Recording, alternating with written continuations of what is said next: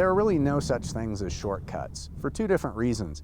Number one, on a vegetated terrain, if you're cutting a switchback and going straight down a hill, you're causing a lot of impact to the very fragile alpine terrain that exists up here on the 14ers. Secondarily, on many of these peaks, especially third, fourth class terrains, taking a shortcut could lead to your death.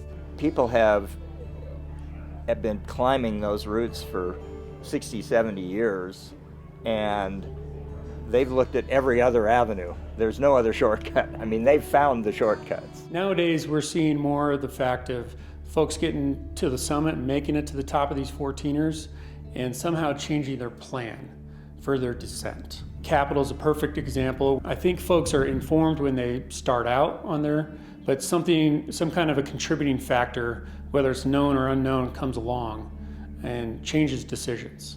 It can be weather, it can be their fatigue, can be dehydration, can be their nerves. Climbing Capital is a big day, and when you see that lake, people just want to go down to it. It might seem enticing to look down off of the summit at Capitol Lake and think that your campsite is just right down that way, but it progressively gets worse and worse and worse. All of a sudden you're sliding on loose dirt and talus, and you get to a 300-foot cliff band that's just totally unavoidable.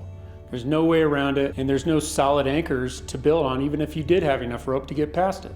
Every guidebook says there's no shortcuts. Every online forum says there's no shortcuts. There is no shortcuts off this mountain. You have to go back the way you came up. We have one class 3 route on Torreys, which is called Kelso Ridge. It's probably one of the most difficult, at least routes on the 414ers we have. One thing we've seen there, which has led to numerous rescues, is they've descended that route instead of ascending it. And it's highly recommended, if you read the guidebooks, that you don't go down it. Or they come up the standard route and then they think it's a shortcut going down. They're going, hey, it's a fast way down. I can be down in my car in an hour versus going back the way we came, which will be longer and slower. And then they get in trouble, and then they call us. There's no roundabout paths, there's no corners to really cut that aren't putting you in considerable risk. So if you feel like you ascended a route and you were on the route, the best thing you can do is descend the same route that you know.